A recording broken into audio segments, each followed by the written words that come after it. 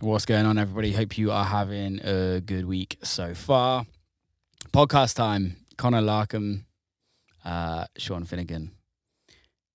Two boys, also known as LF System. They have been in the game for a while individually and then started LF System 2019. And they've recently just had a #1 record in the UK, which is pretty fucking amazing. Afraid to Feel doing its thing. So I thought I'd get them on the podcast and start having a conversation. I'd never met them before, so it was a good introduction. Without further ado, LF System. Conor, Sean, aka LF System. What's cooking, lads? How's it going, mate? How's it going? Yeah, wicked. Life is good right now. Whereabouts are you? We're in Paris. We've only just landed about an hour ago, so aye. Thanks for coming on. We got dropped the bags in and nipped away and got some French white wine. Yeah, on the wine already. Aye. On the wine already. Typical Scottish. Fucking can't take you away from the alcohol. Whereabouts are you guys from? It's a place called West Lothian in Scotland, so it's almost like in between Edinburgh and Glasgow. Yeah. It's not very well known, but middle of nowhere. A little bit. A lot of green grass. Yeah. Did you grow up together? No, we never actually. We're from the same county, but we're about 25 minutes away from actually say the different towns, but it's just the same county. But we didn't meet each other until probably like teenagers, and then didn't actually proper speak until we were 18 or something probably. 18, 17. We're now 26, so still young. A few years back. Still young though, boys. Still got time. Obviously, thanks for coming on. It's really good to meet you guys. I've not met you in person yet. I'm sure we will eventually at some point. You've had a crazy couple of years. I want to talk that we've got a lot to talk about. But I also I kind of want people to get to know who you are, and I want other people to kind of get to know who you are as well, because I think you're not new on the scene, but you've had a record blow the fuck up. And it's very interesting when people have a hit record, because by having a hit record, you're introduced to a lot more people, right? And then a lot of people don't realize the hard work behind the scenes that's gone into getting to where you're at as in your career.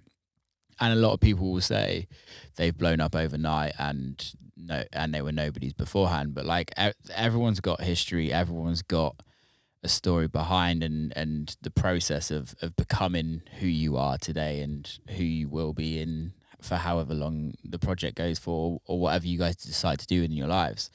But I kind of want to go back to the beginning a little bit, and I also want to kind of show that it's actually possible for anyone to kind of get to the situation where you're in, if you know what I mean. I think it's so easy to, as a newcomer to the scene in music, whether it's dance music, electronic, whether it's bands or whatever, it's very easy to look up at everybody around you and be like, I'm never going to get there. So I think if we can go back from day one of how LF System started, and then we can roll from there.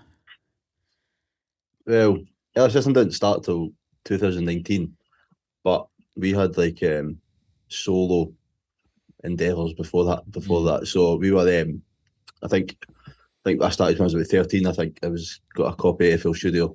It was because I got into producing first. Yeah, it was a sort of secondary thing.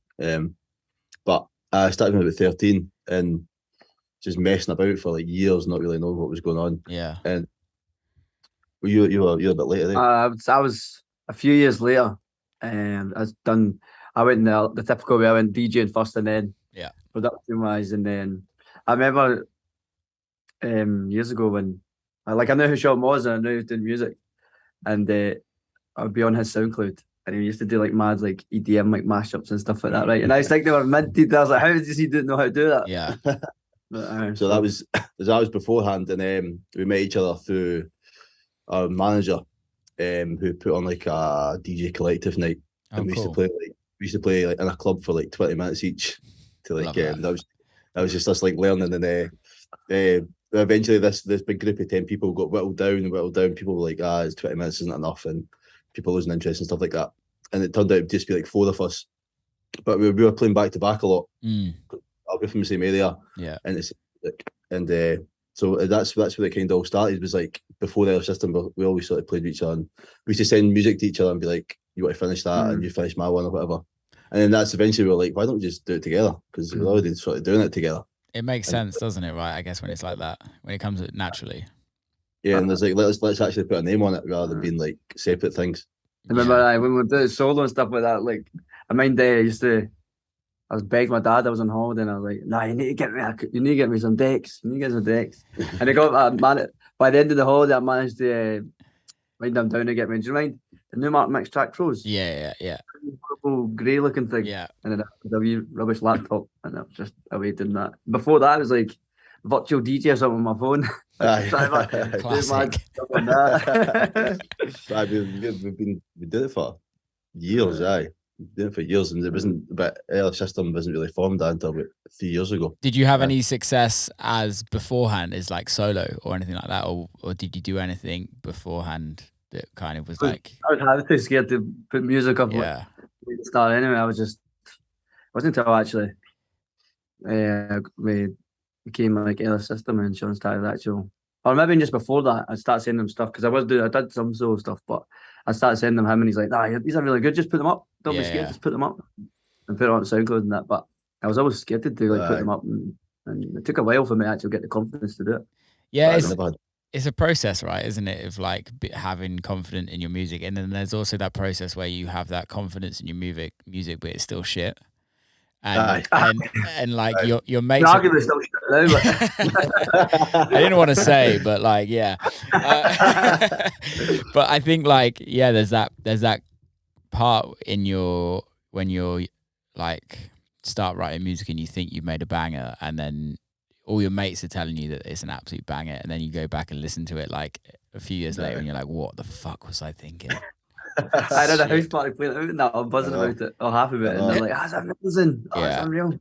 I know, I never put anything anywhere for like years when I first started, and then I think I made like one tune and I started sending it to like all these YouTube channels and all that. And see, looking back, I was like, I cannot believe I sent some of that stuff out. Just like, someone's gonna pull that out of the darkness one day, and you're gonna be cringing. Like, I don't know if I was going through your singles earlier, and you've still like not released loads amounts of music as LF System, which is fucking amazing.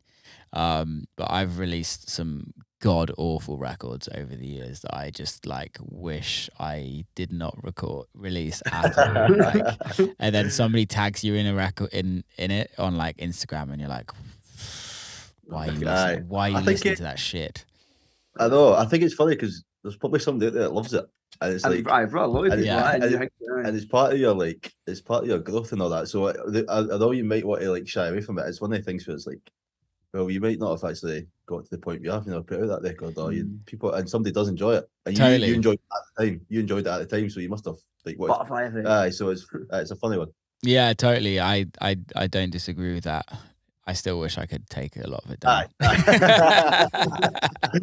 All that speech, but still wish I could remove it. Have you guys had any of that for you, like now in the 3 years that you've been going, where you're like, oh, I wish I didn't release that one, or are you like straight up happy with everything?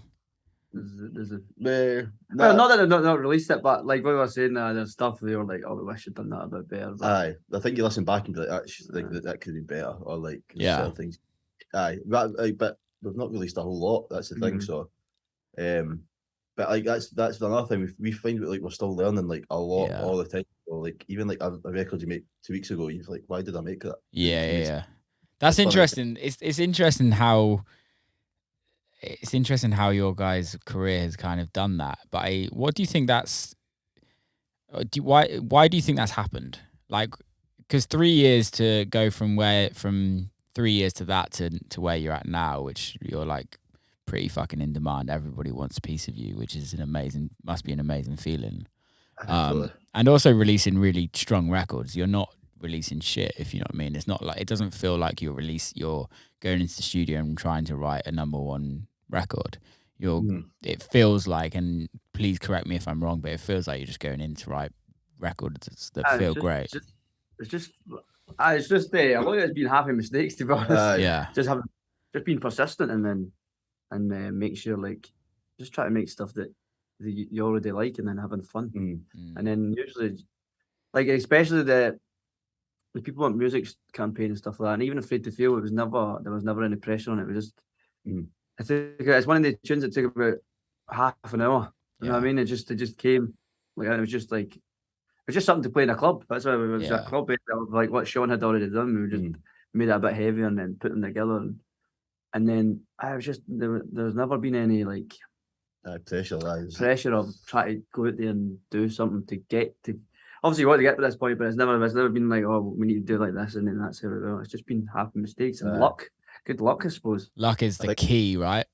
It totally is. I think that's like the way. I think we've talked about it, like moving forward as well. That attitude like can't really change. Like obviously, once people expect more and stuff like that, I think your attitude might want to change to be like, we need to produce again. We need to produce a big record again. But I think the way we do it is that if it happens, it happens, and if we're just going to make records that we like and we enjoy, and we have fun with the studio. So if it does happen, it happens. So I think that's the amazing thing about like the more of the underground part of the scene, though, right? Is that you can have a really big record, and not every other record you release has to be big, because you're not trying to sell tickets to like stadiums and things like that. It's not like we're playing in clubs and festivals, which, although like, yes, you want to be headlining, you want to earn more money because you want to sell more tickets, like the pressure shouldn't be as high or as much, because we're playing clubs, we're playing club records, like you're playing techno music. It's never intended for chart music. That's like, it's not. Luckily, the stars have aligned, for some reason the dance music and the charts now is booming. Yeah. So I was lucky that the time that we done it, that because it was never made to be in the chart. No. Like, we never expected it to go in the charts. We wanted to play at the clubs. Yeah. So it's just so like, we don't have music to do that. It's just underground scene is like we make it to go in the clubs, and then so. And like you say, that's like, that's not going to change as well. But it's not like all of a sudden we're going to start writing pop records of that. We're still going to try and make, like, because we've got a lot of stuff that nobody's heard. Yeah. That's completely different and like synths and underground, and but that'll come out eventually. But like ease people in it. But we're never going to keep we're not going to keep chasing like to keep making our number one record. That if it happens, it happens, which is exactly what's happened this time. Yeah, I think it's a really nice like perspective to have on it, and to be in a position where you guys are at, and not necessarily be putting that pressure on yourselves, and not having the external pressure from like labels and teams going, you need another number one record. And because I think that just takes the whole fun out of it. And especially it's so like, realistically, let's be honest, you've had a year of career with touring as LF System because of COVID for 2 years, if you know what I mean. And now it's like, it's happening properly. If you were to go into a situation where they're like, you have to write more and more records, it must be it would be pretty shit, to be fair. I've got friends that are pretty big in pop, and that is literally all they're trying to do, just write hit records. And I couldn't even imagine the pressure that you kind of have to go through to get that. It must be a weird feeling, because like you almost must lose the life of it, of wanting to actually do it. It must be like, I need to just like manufacture the records rather than enjoy what I've done. So it's but we've been lucky. Like Warner, they've been really good with us. They've said from the start that they just wanted to put out music that we were, you know what I mean? So and like the next record and stuff like that, nothing's changing. It's all so similar that we. I think they're hoping for it. I think they get us a wee bit more. They get a bit excited. They want number one records at the end of the day. It's Warner. But there's been no like pressure being like the next one needs to be a number one, or like, and like there's been none of that. So it's and that hopefully we're always going to stick like that. We just want to make music. So did you guys sign to Warner like as LF System, like were your previous records on Warner as well, or how was that kind of process?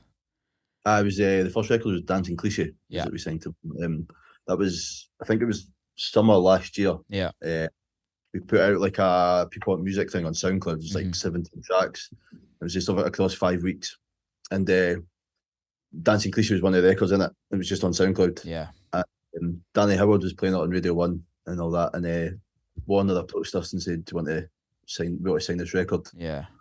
And so that was the first one we've done. Then Afraid to Feel was the second one we've done with them, and then we've got another one coming out as well. So, a lot of it to do with Danny, because what is it, 7 weeks or something? 9 weeks, 9 weeks or 7 weeks they played in a row, and then I think Anton Powers, do you know Anton? Yeah. Anton, he A&R'd and he approached us, and that's what it all started with that first record. That's amazing. And right in the deep end straight away. I know.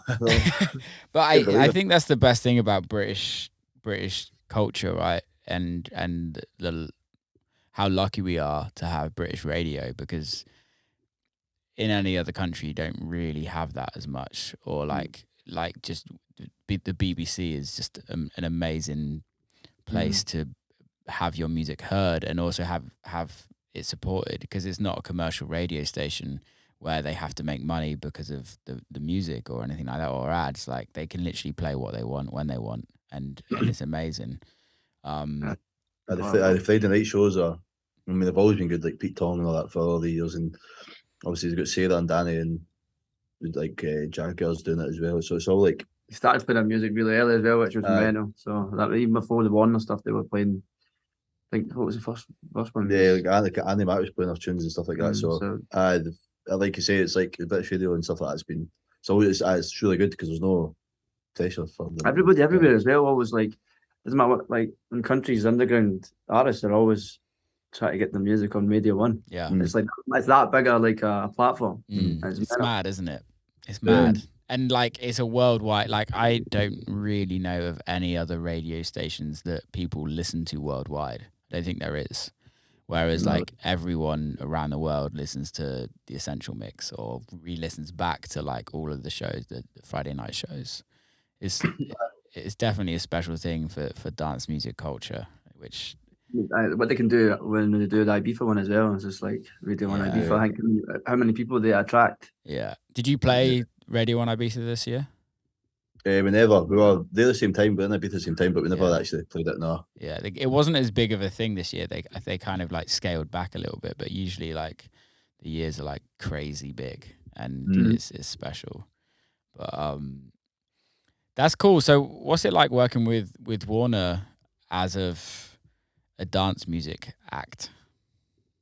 Well, that was the funny thing when they first came, like, Colin, we were like, Warner, what did the dance stuff? So it was like, maybe he's a bit naive, but he just associate with like big pop records and all that kind of stuff. So, but they've been really good, because I think they've tried to build out, and they've obviously Eliza Rose is obviously with them now. Yeah, it's just got to go on.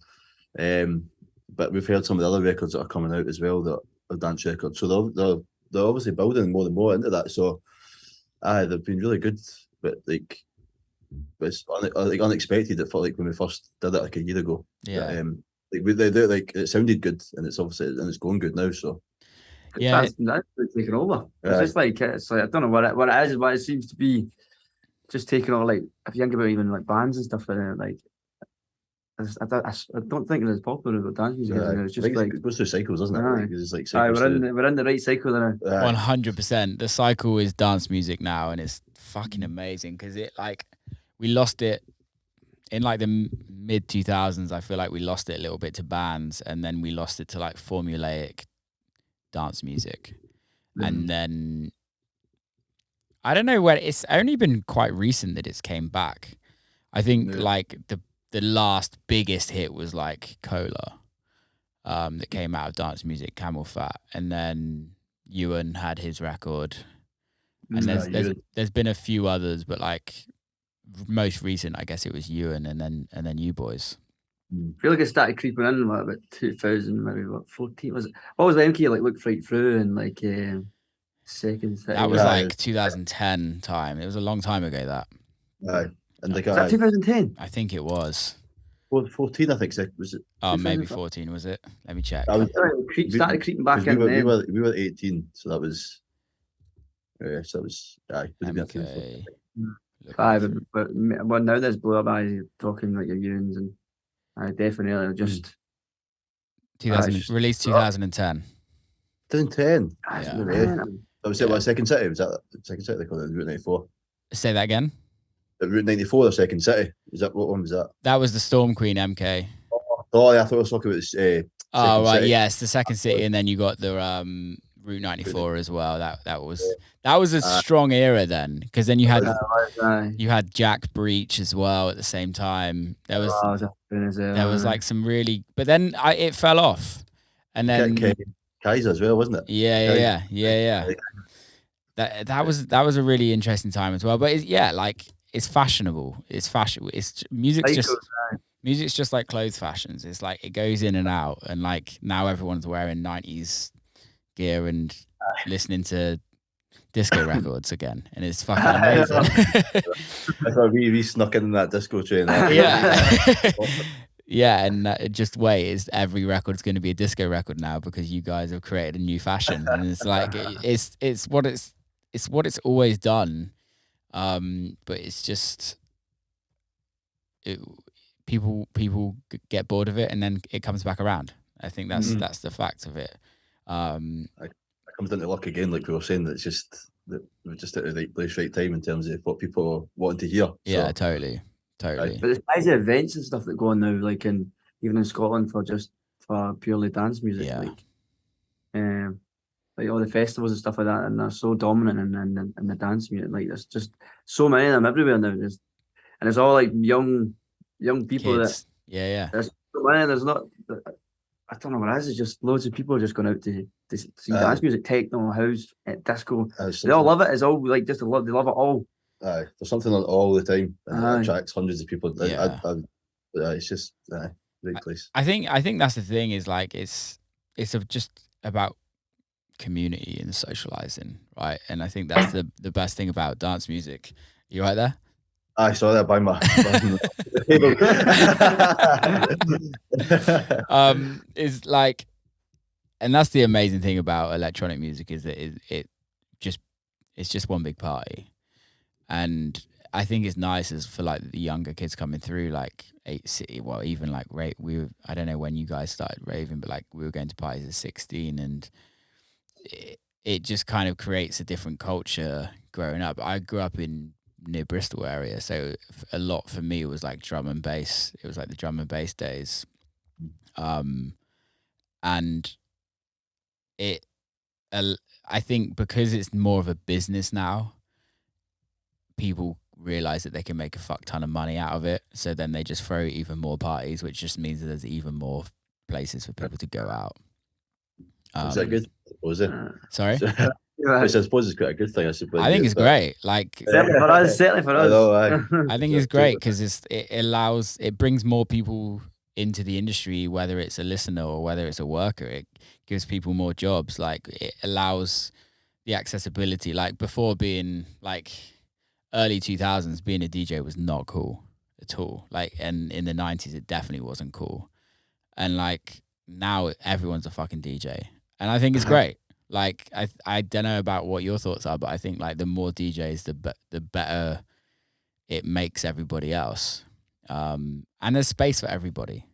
Like I definitely agree, because that's how we got in it. I mean, like obviously seen it and then been like, oh, we want to do it, and then just copying, and then the trends, everybody started like bouncing on it and like blah blah blah. So without it getting like cool or popular, then we wouldn't have been here. So especially like how accessible it is as well. Like back in the 90s and all that, it's like you had to pay a fortune for records and like a mixer equipment or whatever. Now it's just like you can go and you can get records for free. Like if you know where to look, and you can do like and you can get cheap decks. You can do it. So it's. And there's like YouTube videos on how to do it, and there's like sets from every country in the world for every type of music. So it's like so accessible. Accessible. And it's which is amazing, because like realistically, I grew up in the middle of the countryside, like 50 people where I live in the UK. It's fucking tiny. And if there wasn't that much accessibility, God knows what it would have happened, or how I would have grown a fan base or anything like that. And it's like with you guys, like, yeah, radio is a huge thing, but like, look at your Spotify numbers. Like you're like at like 8 million monthly listeners. Like that's mental.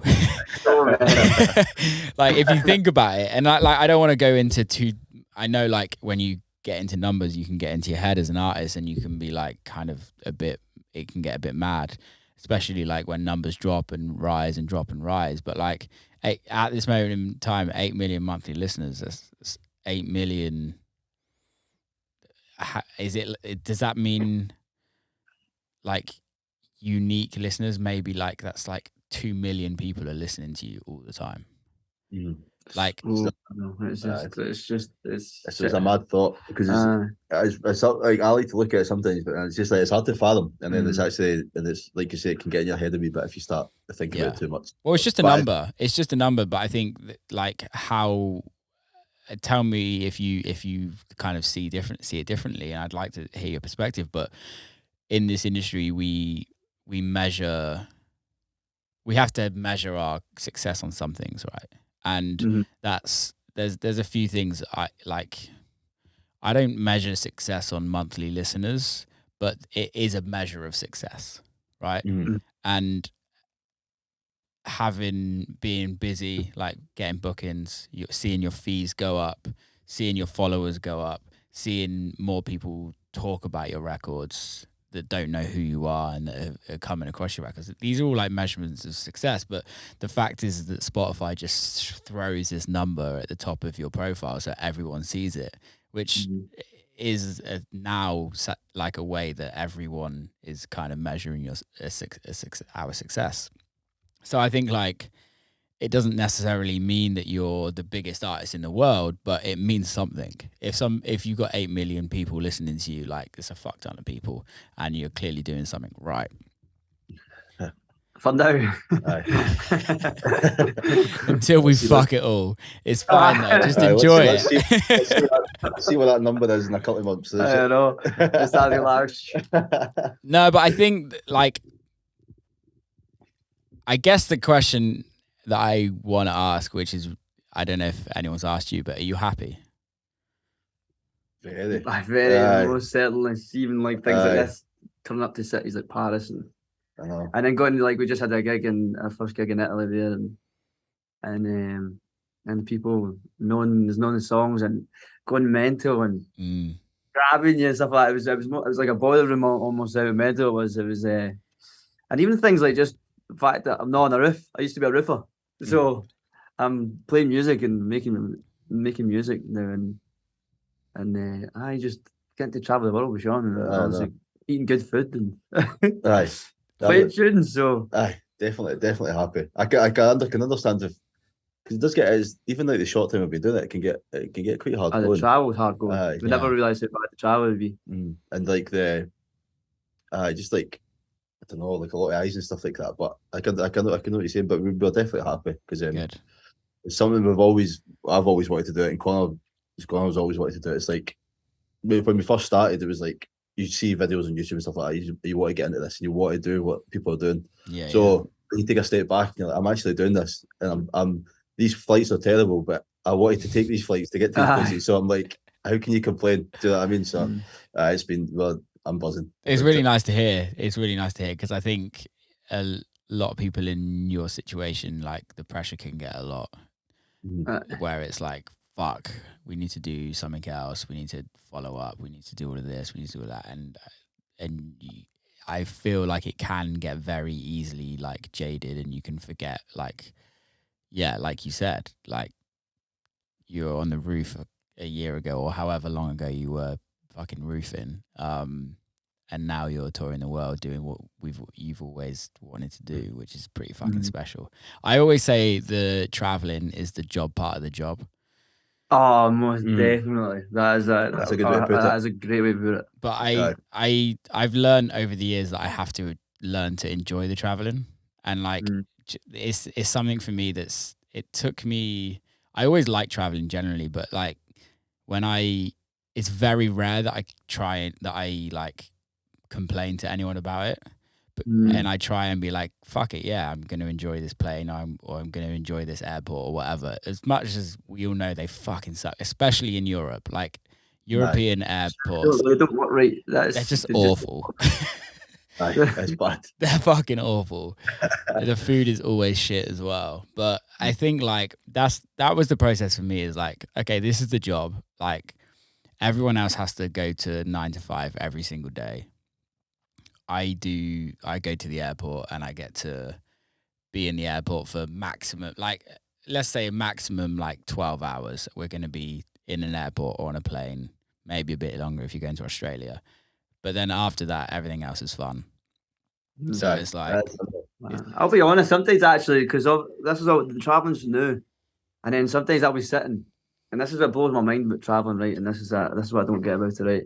So sometimes I'm sitting and I'm like, what you just said, there's people doing 9 to 5s, and I'm sitting there and I'm like, and I'm so restless, and I'm like, do you know what's really funny? All traveling is, right, is just sitting. Yeah. Sitting down. Why does it? It's like hard work. All you're doing is sitting down, but it's hard. And you come sometimes you come back from obviously you're traveling home, and you're like, oh, I got knackered. It's done nothing all day. Sat down doing fuck all. It's like I just don't get it. But you take the. I wouldn't say it's definitely get more used to the flights now. Like a 2 or 3 hour flight. When I used to be like, oh, I can't handle a 3 hour flight. Now it's starting to creep in. That's all right. Yeah, it's easy. It's very easy to step back and be like, I'm on a flight going to a nice country.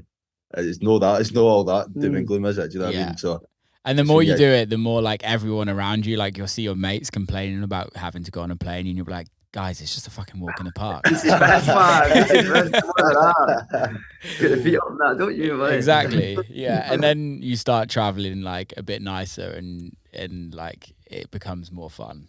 But I think like it's definitely just there's parts of this. It can't all be fun and games, right? Like you still have to put the work in. Like putting the hours in the studio isn't always fun. Like, but you have to do it. Like doing emails, it's not always fun, but you got to do it. Doing social media, it's not always fun, but you got to do it. There's parts of this job that I think a lot of people forget about out from like an outsider point of view, that there's so much work you have to put in behind the scenes to keep the machine going. And I think that's it. It's like you can get to a certain level and you can have some great records, but there's still the business side of it that has to keep up. That's a good to make the train keep going. Yeah, like how do you guys do that? Because obviously it's still 3 years in, right? Of LF System. Like, do you have a good team around you? Like how did that set up? We've got a really good group of people within the side. We've got great management. We've got a new tour manager. We've got Gwen, who's just joined the team as well, who helps us a lot with social media, because we're hopeless at it. It's so bad, so bad. Like, we'd rather just no be on it and no look at it. But half the time, my stories get deleted. By the team, I'm like, what was wrong? What was wrong with that? It's like, I know. It was me going through it, like, you can't put that up. Cancelled. But like that, we're terrible at it. So it's good having people around us that actually can be like, you need to do a post, or this is what we're going to post, or like you should maybe have a look at these pictures too. And like a plan, we get a task list, and it's all nice, and you got to do this and do that, and then sometimes.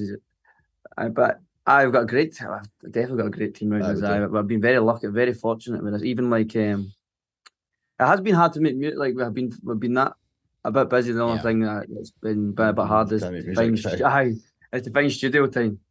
I was gonna ask you that later on, because I think the way like your schedules have gone from having a number one record to then like everyone wants you, right? After having that, and your schedule gets even bit busier from what it was beforehand.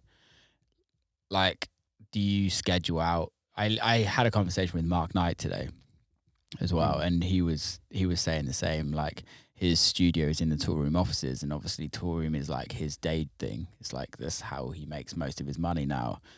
And he was saying that every time he's in the studio in the tour room office, everyone's knocking on the door. And it's like, can you do this? Can you do that? What about this? What about that? And there's zero studio time. So he actually just goes and rents a studio with somebody else to kind of get him away. Where are you guys at with writing music and touring? Do you write on the road? Do you like where you at with that? It's mostly when you've got a bit of free time in our actual houses. but we try and like it's been so hectic at the minute. It's like when we say like we've not had time to make music, it really means we've like not had time to make music because there's remixes come in and you've got mixes to do. You got press. You've got press. We've had a lot of press as well recently. It was like full on days of like just speaking to radio stations and newspapers and stuff like that. Sorry to add to that, boys. I don't know. This is actually it's a fun one. Having some mind. Yeah, exactly. A conversation with it's a fun one, but it's like. But like it feels like it's like an excuse, like we've not got time, but it really does feel like we've not got any time at all. So bands and family and friends and girlfriends and girlfriends. So it's like fucking girlfriends. Oh, we've been, but we've made a few things recently, but we're getting a little bit more time because we've been trying to push stuff in. But we're getting a lot of stuff wrapped up recently as well that has been like hanging over us. So it's the best feeling that I think I'm more organised as well now. We drop. Obviously, it's 2 years now, so we used to have like to do it on transfer, or we got told you could work on the same project over Splice. We tried that. That absolute hopeless. Sorry, Splice.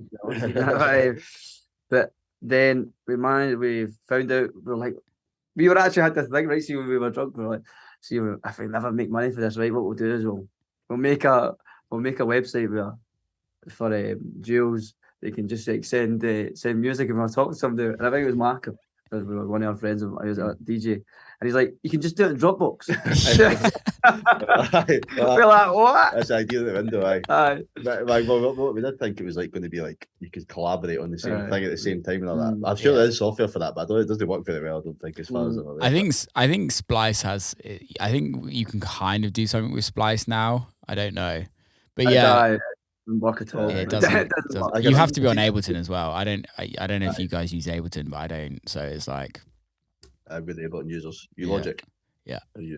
I'm the dark side. No one ever likes us. I tried it so many times when I was first starting, and I don't know. I just couldn't. I know what I think it is, and I swear there's some truth in this. When we was at school, we had to do like computing, and they would make us go on GarageBand. Yeah. And like and make like a stupid wee like thing for the website. Yeah. I hated it then, and obviously I didn't enjoy school that much. So flashbacks.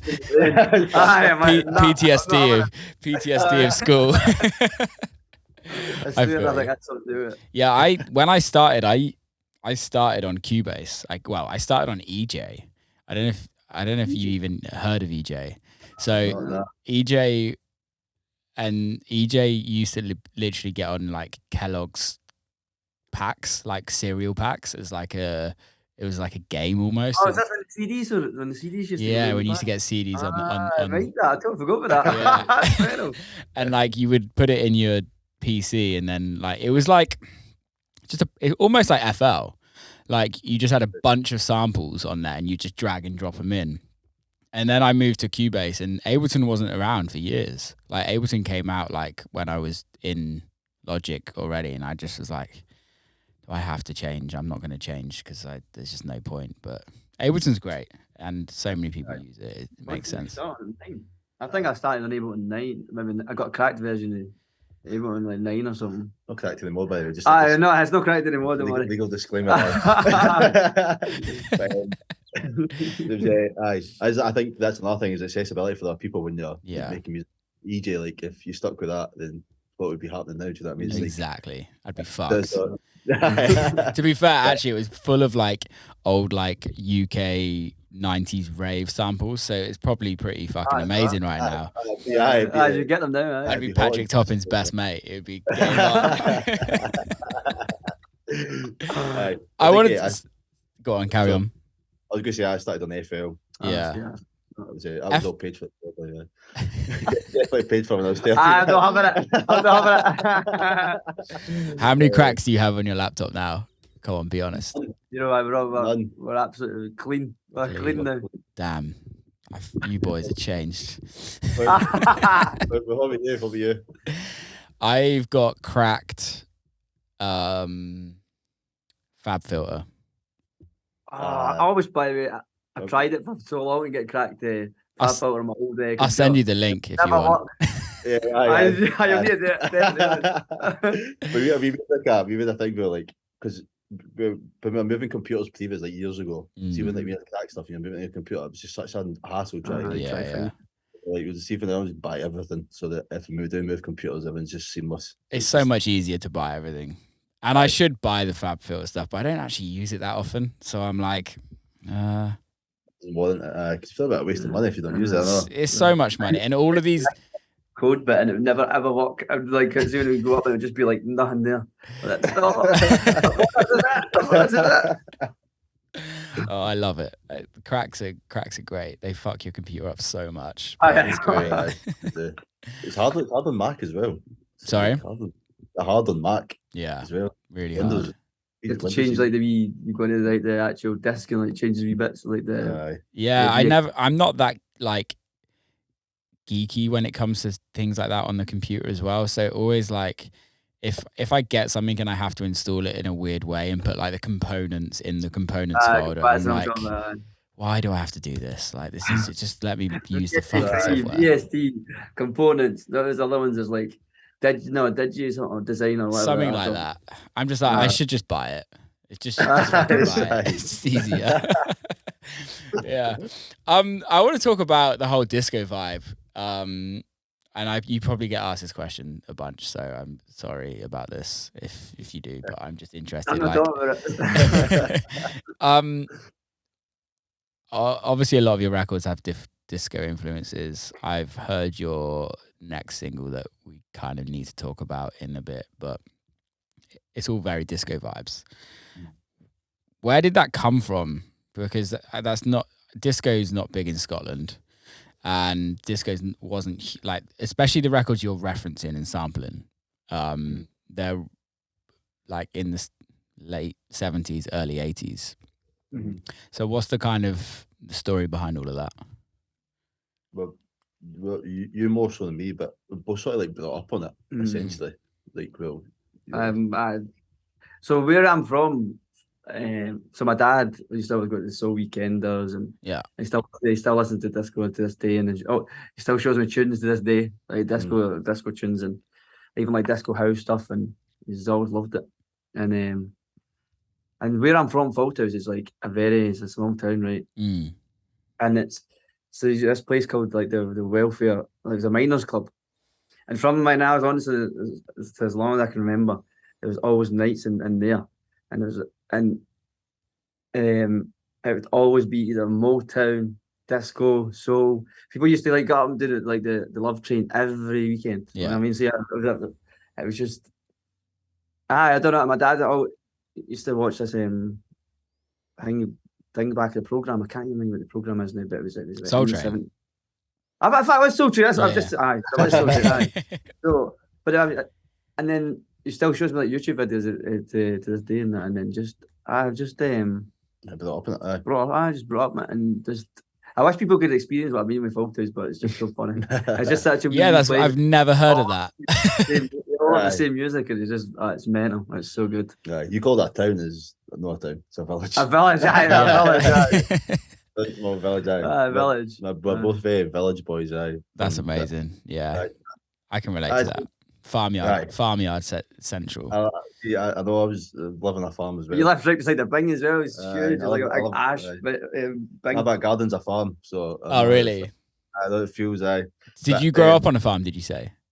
Pretty much. Like my back garden is like farmyard. No way. So, were there a bunch of farmers at school? Nah, not even. Really? Nah. It's just it was like the same again. It's a little mining village I'm from as well. Yeah. Makes sense. There's no farmers at my school, but I think like go back to the disco thing.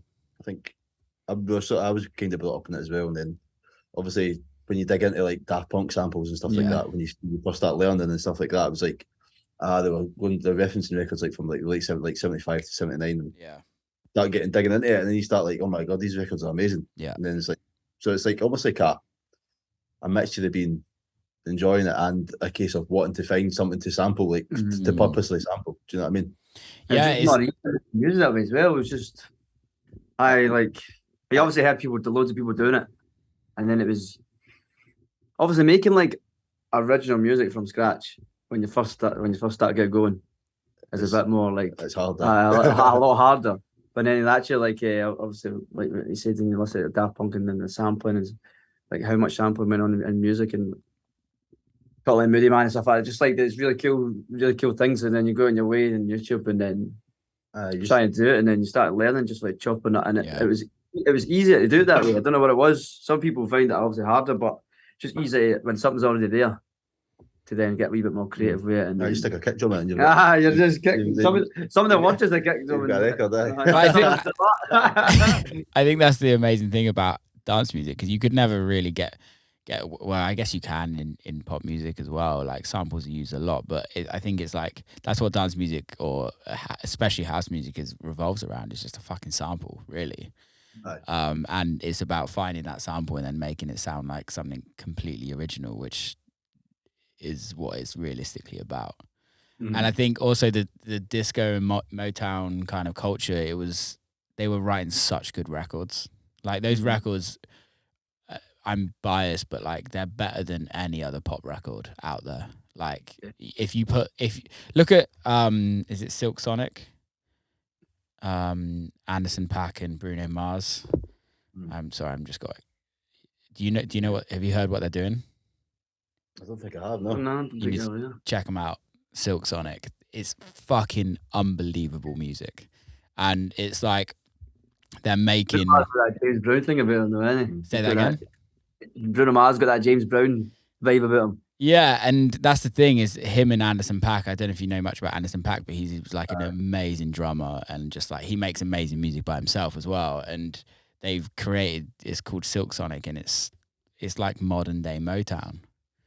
And I need to check that out, definitely. Most definitely. Yeah, and you just like they're making these records that just sound so good, and the like melodies are amazing, and just everything about them is like really organic. And then you go listen to like an Aretha Franklin record or a Marvin Gaye record or whatever record you're listening to from the Motown days, and you're like, this is why it's so good, because it's like the songs are written so well, the music is written so well, and it's so authentic. Whereas I might sound like an old fucker, but you listen to some pop records now and it's just formulaic and like not organic, and it just feels like they're trying to write hit records, where these were just like a lot of them grew up in poverty and they're just writing records about their lives and how shit their lives were, and they just came out to be amazing records. And I think that's the amazing thing about that era of music, is that it's just really organic records, and then out of that you guys come along and sample it and make it a modern day hit, when it was a hit back in the day as well, but no one knows it from back then. Like I can guarantee you, like Afraid to Feel is from Silk Band, right? Yeah. I Can't Stop. Like you could play that, nobody in the last 20 years would know that record unless you're like talking to your parents, right? Yep. None of your mates would know it. None of my mates would know it. Like, I didn't know it, if you know what I mean. I knew it was a sample and I knew roughly what era it's going to come from, but it's amazing that you can take that record and then make it into a modern day hit, because it's such an amazing original. Now the vocal. That's what we always say, that you do so much to like the original samples. Like you can only do so much, and without like amazing record behind it to start off with. And like obviously you can't make a record without that amazing first record that was made in the 70s. So we always say that, like, we're so not thankful, but like you want to pay homage to these people, because like totally they made the amazing records first. So but I don't think many folk would disagree that back then that the records were so good, like compared to now, that it's like you say formulaic and a bit lifeless and stuff like that. Even they're even in the same. A lot of pop songs now are even in the same key. And same chords, yeah. But it's just that you can so. But do you know what? Do you know what the amazing thing is? What you're saying about that, you're 100% right. But with Afraid to Feel, you've just proven everybody wrong. Is that you don't need to make a formulaic pop record to make a great pop record. Like, and I think that's the thing, is like there's you realistically, and this might make you cringe, but you've made a pop record because it's a popular record, if you know what I mean. And that's not being disrespectful. And I know it can be disrespectful in like the underground dance record scene, but it's fucking cool if you ask me. Is that you've made a pop record out of a dance record? That's just like the replay that made it more of a pop song, because the original one was very like a 909 slap, like very like fast, and because that's a replayed sample. Yeah. So it's not the original song. So, the way it was done was obviously being with Warner as well. It was more done to Modern tailor day. the modern day. And obviously just done by like modern equipment and all this thing.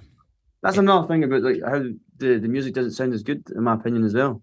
There's something about the way that they came out of the mixing desk and they obviously played the live instruments. And then you hear in that, even if it sounds, there's just something about it. It sounds amazing. Well, it's the difference between analog and digital distortion, right? It's like digital distortion sounds like absolute wank, although it's like getting better now. It's like because you got amazing plugins that emulate digital analog distortion, but like back then, even like I'm sure you going through all these old records, all these like you'll hear a singer like absolutely belt it out and it distorts through the mic, and it sounds amazing. It sounds amazing. And like that should never sound amazing, but it does because it's the way it's being processed through these preamps and compressors and limiters, and it just sounds great. That's always like a thing when we get a replay back. Is obviously we try and get that crunch back into it. So it's so hard to. Who do you use for your replays, or is that the label thing? It's Hal from. Hal. It's fucking great. Hal.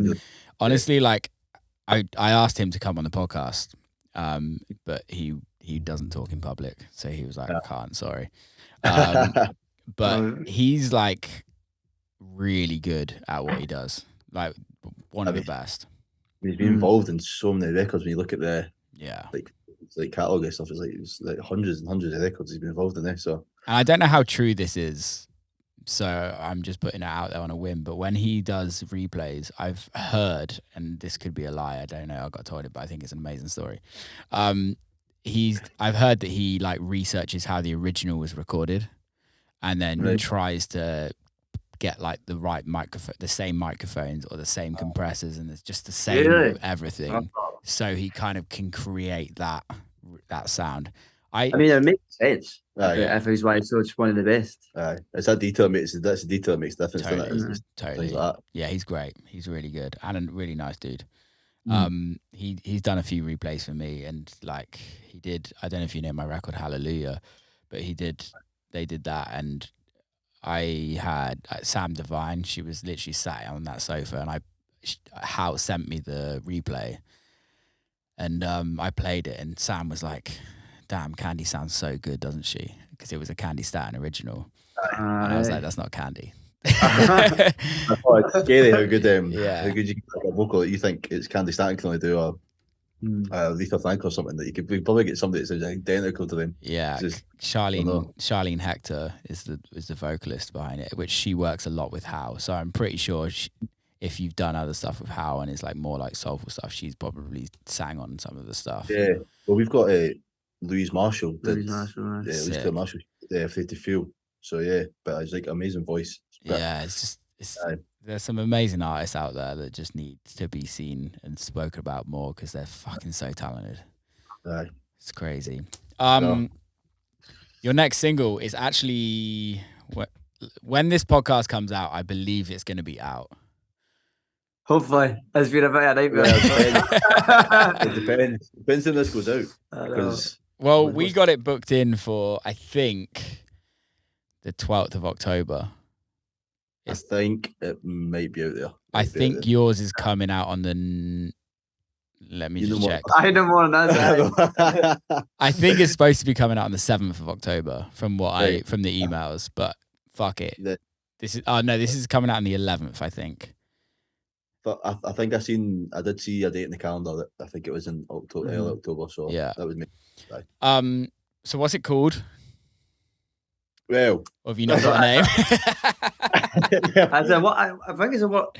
It's called Pure Starving. I was gonna say I've got Pure Starving down, but the possibility that it might not end up being called that, it might be called Hungry (Pure Starving). Okay. Because I don't think many people, if they're not Scottish, if it goes out within Will UK, understand. Pure starving. Yeah. So it was just a name that we stuck down when we first started making it. Just like I was got Pure Starving. So it's really hard to think of names when you've got a name originally. But that's the sample is called Hungry. Yeah. So do you want to really recall it the same name as the sample? I don't personally. My mum actually, my mum came through the other day. She was like, "What's the how's that song getting on it?" And I was like, "What song are you talking about?" And I was like, "I don't know the name." And I was like, "Pure Starving." You can't name it that. That's rubbish. I know. I mean, it's probably, isn't it? It's probably like funny for us too, but it's probably no good for I like it, but I do like. I get because I like the wee nod to Scotland, but I know where they're coming from. And they're like a lot of people are like, yeah, it's not very accessible, no. But I don't know what's going to be called. I'm not sure. Fuck it. We'll say Hungry. We'll say Hungry. It sounds great. Put it that way. That's all that matters. Was this made before Afraid to Feel, or was this like still a process afterwards? I think it was made maybe 2 years ago. But two cool. years ago.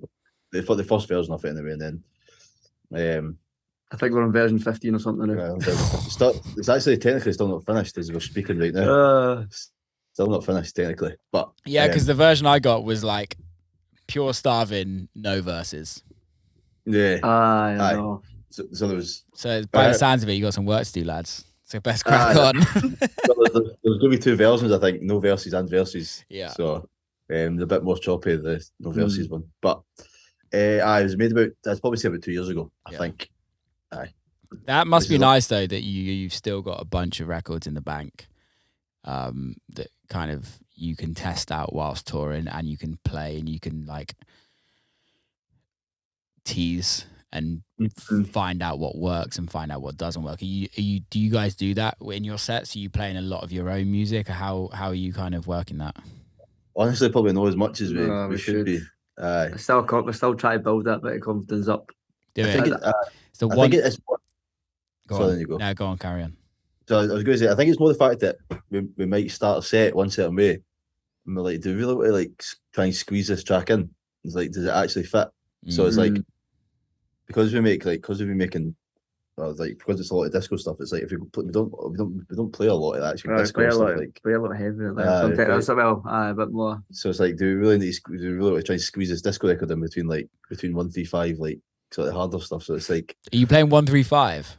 Sometimes, shit the bed, lads. Fucking hell. I think a lot of people turn up and like, it's right in disco. Are these the same guys that did the Afraid to Feel? Like, that's crazy. I mean, that's rare. I mean, it's 132 is probably us. It depends what the last person before us has played, but we don't mind going up there. To be fair, we do enjoy it. But we do have a couple, like some of the stuff that and maybe like in the next few years, once we've done what we've done with the project, like the disco project and stuff like that, then there's more stuff, the more I don't know, synthy stuff, synthy kind of like heavier stuff. There's we do play some of them in there. Most probably don't even realise it's sort of like our records, because it's just like it's none that they've never heard before. It's not what people are hearing of you right now, so it's like, yeah, that makes sense. Fucking 135. I played. I get it's only what I feel like if we're going the fastest we've usually go to. We've got a magic number of 132. 132 is awesome. It's just funny because it's like everything's getting faster now, and I think it's like it's just kind of going back to that fast stuff. I played with Scream on the weekend. Came and played in Detroit with me, and we did back to back for the last hour, and he was like, we were going into the back-to-back at like 137. I was like, Jesus Christ, dude, like, this is ridiculous. So then I usually play like 126. Like 126 to 130 is like my realm. But you don't realize how fast your record sounds when you play like, when you're used to playing it like 128 and then you're playing it like 135, 137. You're like, fuck me, this is fast as shit. Yeah. I actually find it hard to see now making... When I'm making tunes, I used to make them round about 126, 124. Yeah. I honestly find it hard now to sit down. See when it's down there, if I start a tune off there, I'm like, that's too slow. Yeah. the 130 or one, like just 128, 129. I need to get up these days. I don't know. I think it's because we play out so fast now, and because the usual times that we're doing sets is that around about that BPM. Yeah. I'm like, some of my brain's like, no, I need to make that faster. If your brain definitely does get used to like the fastness, like you feel like it's, and then if you drop down again, like there's like, oh, you feel like there's no energy. There's none. But if you actually start at that tempo, it feels completely different. So it's just the way your brain perceives it, I think. Yeah, I slow down a lot of my sets at the beginning. So like somebody before me, like most people now I go on and they're playing at 130. And I'm like, I'm not starting at 130 because I'm not ending up at one where I'm going to end up. It's just not going to happen. But like, I'm kind of going the opposite way now. I'm feeling like slower for my records fits nicer for me. Like my single is actually, it will be out now when this comes out. But I think I wrote that at like 128, and we had like an A&R talk, and Anton, one of the guys. In fact, you might know Anton Partridge. I know Anton. He was like, "Can you try it at 126?" And I put it down, and it just gave it so much more space to like just breathe. And I think like that's the thing with like really fast records that I find that it's like hard to actually fit a bunch of music in because there's like not enough space for it to kind of breathe. But then also there's a time and a place, and sometimes going 130 and higher is fucking grooves a little bit when it's slower as well. It does groove a lot. It does. The drums it's nice when you have a nice swing on your drums and it's a bit slower BPM. You feel it more. Yeah. When it's fast, you get the good bait, the offbeat bass line though. When it's fast, and it just carries it. Get a dunk on it. You Scottish love a donk as well. Let's be honest. DJ Hartswing, we like that sort of 155. Let's talk about Scotland a bit. I've only played there once years ago, and it was at St Andrews. I don't play much in Europe or the UK. Or I play more in Europe and America than I do in the UK, which is a bit weird. But I played St Andrews once for like this university party, which was fucking mental. We've done two. Really? We've done two. How were they? Odd. It's like people in tuxedos and but it's like it was good fun though. It was good fun. Did you stay in the hotel? The like big hotel, the one on the golf course. All the names are like all the rooms are named after like whiskey. Or, like, yeah. Quality. But it was a Big Miz, Chris, Big Miz. No, this was years ago. I like no joke, 12 years ago. Oh, was it? Yeah, for me. So it was a long time ago. Maybe like a year or two ago. That's mad, isn't it? That it's still happening. I'm gonna have to nip to the toilet. Be 2 seconds. He's just nipped me to the toilet. Oh, that's fine. You can keep talking. We're good. Scotland. I love how Scotland is like as community and how they support each other and how everyone kind of gets together. Like when you pull the Scottish flag out, it seems to be like a big thing, which I love a lot. Like, how is it to be Scottish and being this successful? It's great because like everyone's so patriotic. I think that's probably why like the Scotland flag gets such a big reaction. Yeah. But it's like everyone's so backing of like what we've been doing as well. Like it's just everyone's so nice about it, and you go to a gig and there's somebody with a Scotland flag like almost everywhere you go, and it's just like, but nobody's like ashamed to like show it. Like they'll make sure that that they're Scottish, and everyone's really good about it. And like you say, it's a big party culture up here. Huge. So it's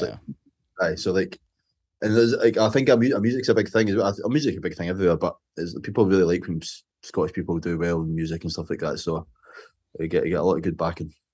Yeah, I guess also you like the culture as well of house music is huge over the years. And you've had some pretty big acts from Scotland that have done pretty well in that. But why do Scottish party so hard? What is that about? We drink too much. Drink loads. Drink all the sorrows away. I don't know what it is. I don't know why I think it's just.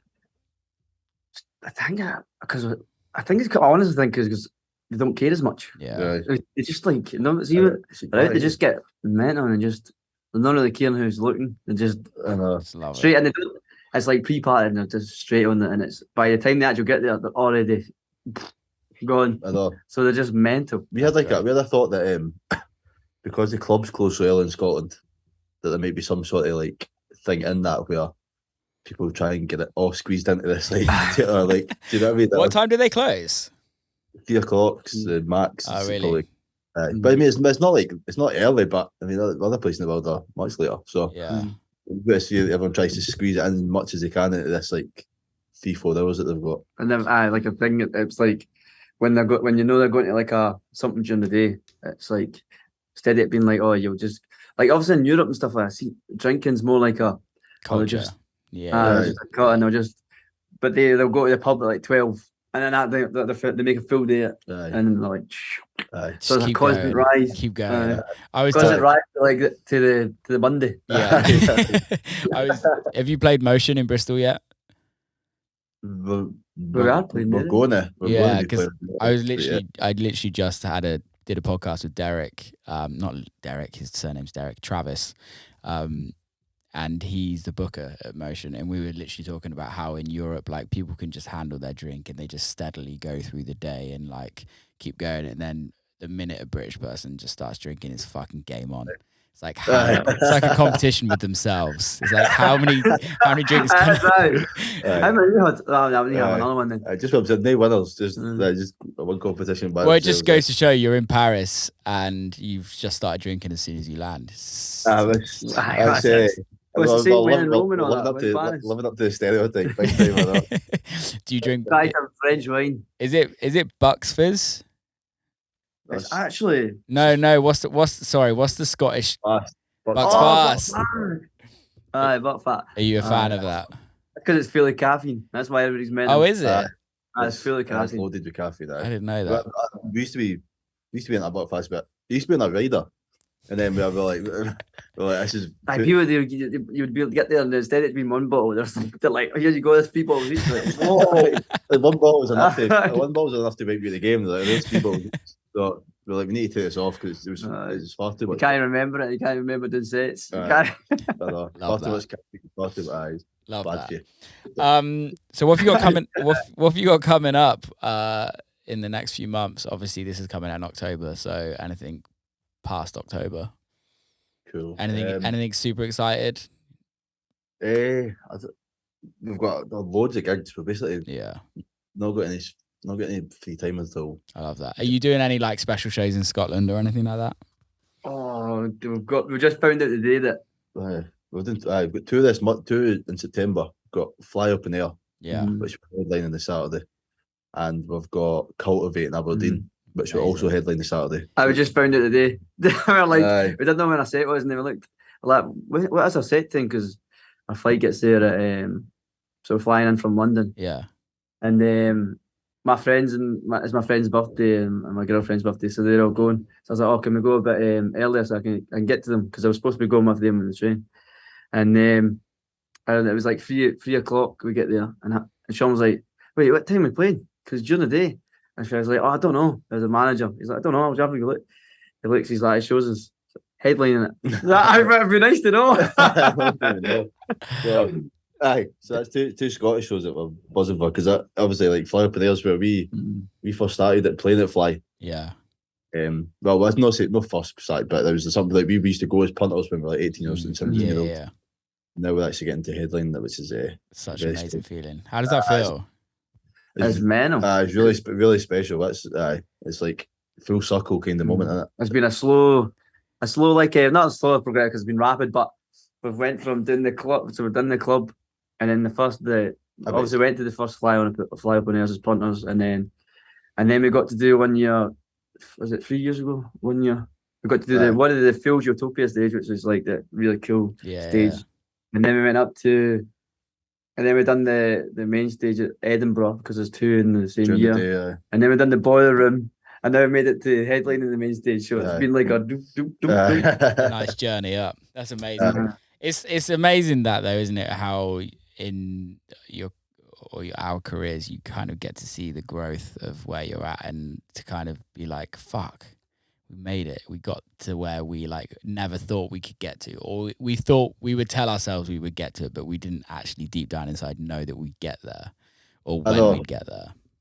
Because we always have that conversation. That imagine doing this one day, you'd be like, yeah, you'd be going there as punter, being like, one day we're going to do this, like as if you really like believe in it, but it's like, and then it comes round and you're like, this is like even surprised mum and dad. They're like, how did you've? I know you're talking about it, but you've actually done it. You've actually done it, yeah. And then it's also like when you start meeting people that you like looked up to.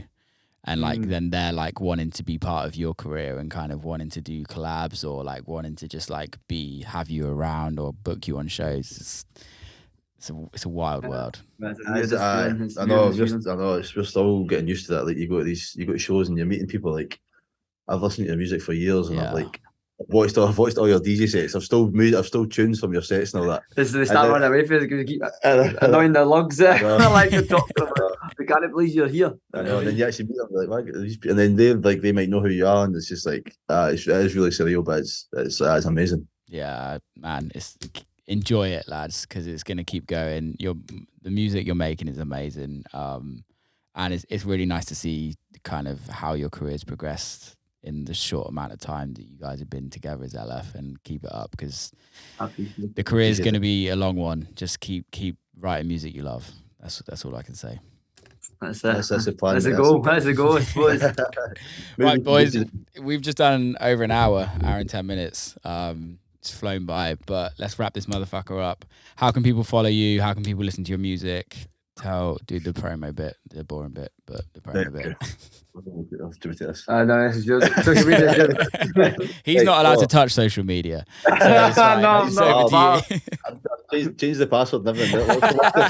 Honestly, he never gave me the password to TikTok for ages. I was like, I don't use TikTok, but and then he gave me it, and he's like, and for ages I kept asking for it, and I was like, fair goes, he's still not giving me that. He's still not giving that password. He's hiding it from me. It's got my girlfriend sent me loads of videos. Right, so you can follow us on Instagram, Twitter, Facebook at LF System Music, and TikTok for that if you're into that sort of thing. Are you into TikTok? I mean, I can. He's fucking obsessed. You fucking love it, don't you? You're just not willing to accept it. I can scroll for a couple of hours. Like, definitely, I can be there scrolling, but we don't post much on it, man. No, we don't. But you can catch us there. We're not very good at social media, but if you want to see some rubbish content, you can check us. We've got shows pretty much in every city in the UK coming up this year, so I'm sure you'll be able to find us and see us if you want to catch us. We've got dates posted on Instagram and all the other sites. Amazing. Nice one. Oh, my camera just literally overheated. 1 second. We're on a different camera now. There we go. There we go. Cool, lads. Thank you so much for coming on. Keep in touch. Look forward to hearing the music, and see you soon. Hopefully we can see each other as real person soon. Yeah, definitely. Keep safe, lads. See you soon. Safe travels. Thank you. Cheers. Bye. Yeah, bye. And that is a wrap. Big love to the boys for coming on. Really enjoyed that one. If you are listening, please hit subscribe. Please share it with your friends. Keep safe, and I will see you next time.